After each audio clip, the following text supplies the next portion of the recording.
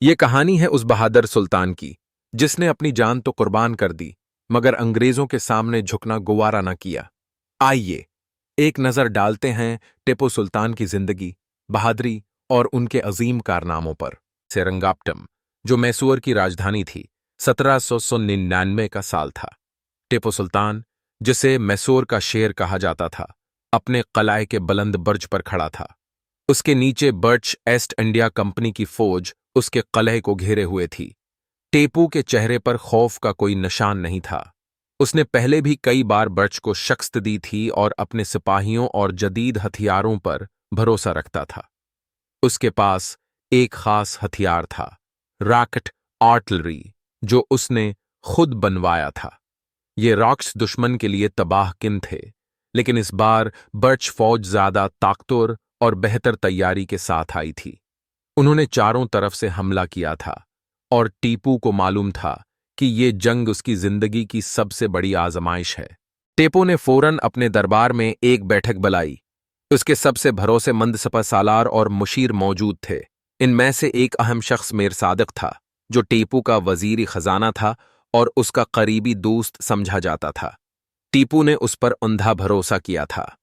بیٹھک شروع ہوئی اور ٹیپو نے پوچھا، ہمارے پاس کتنے سپاہی ہیں اور ہم اس حملے کا مقابلہ کیسے کریں گے؟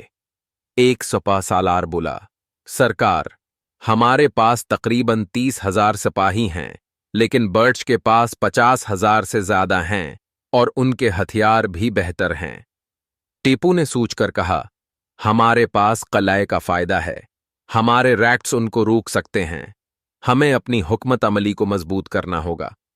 تب میر صادق نے کہا، سرکار، میرا خیال ہے کہ ہمیں مغربی حصے کو زیادہ مضبوط کرنا چاہیے، میں خود وہاں کی حفاظت سنبھال لوں گا۔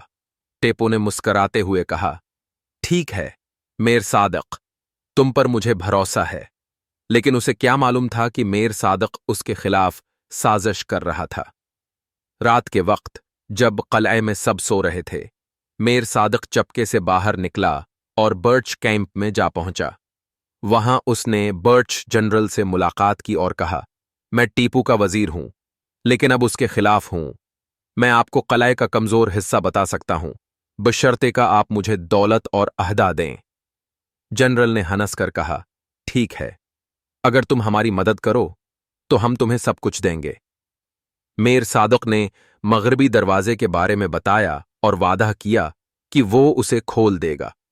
اسے سونے کی تھیلی مل گئی اور وہ واپس قلعہ آ گیا۔ اسی دوران ٹیپو کا ایک وفادار سپاہی احمد، جو بہت بہادر تھا، نے میر صادق کو جاتے ہوئے دیکھ لیا۔ اس نے چھپ کر اس کی بات سنی اور غداری کا منصوبہ سمجھ لیا۔ وہ فوراً ٹیپو کے پاس گیا اور کہا، سرکار، میر صادق غداری کر رہا ہے، میں نے اسے برٹش سے بات کرتے دیکھا۔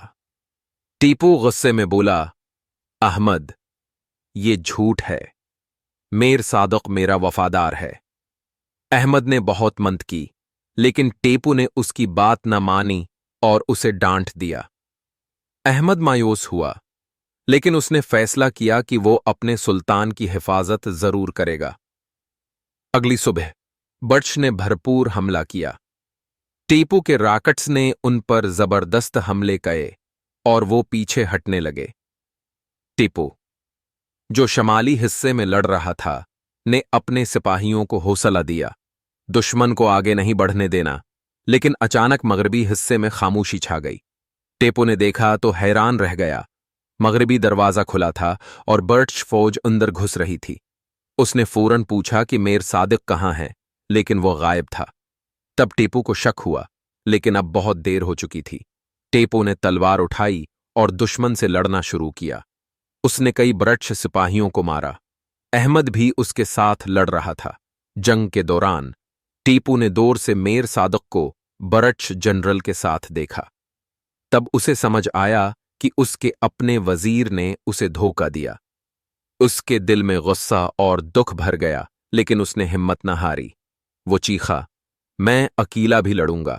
لیکن تبھی ایک گولی اسے لگی اور وہ گر پڑا۔ احمد نے اسے سنبھالنے کی کوشش کی، لیکن وہ بھی زخمی تھا۔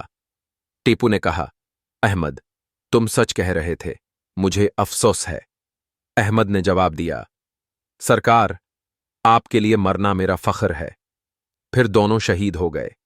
मीर सादिक की गदारी की वजह से सेरंगापटम बर्च के हाथ लग गया। टीपू सुल्तान, जो अपनी बहादुरी के लिए मशहूर था, अपने ही वजीर के धोखे का शिकार हुआ। ये कहानी तारीख में एक सबक के तौर पर लिखी गई, जिसमें वफादारी और गदारी का जिक्र हमेशा जिंदा रहेगा।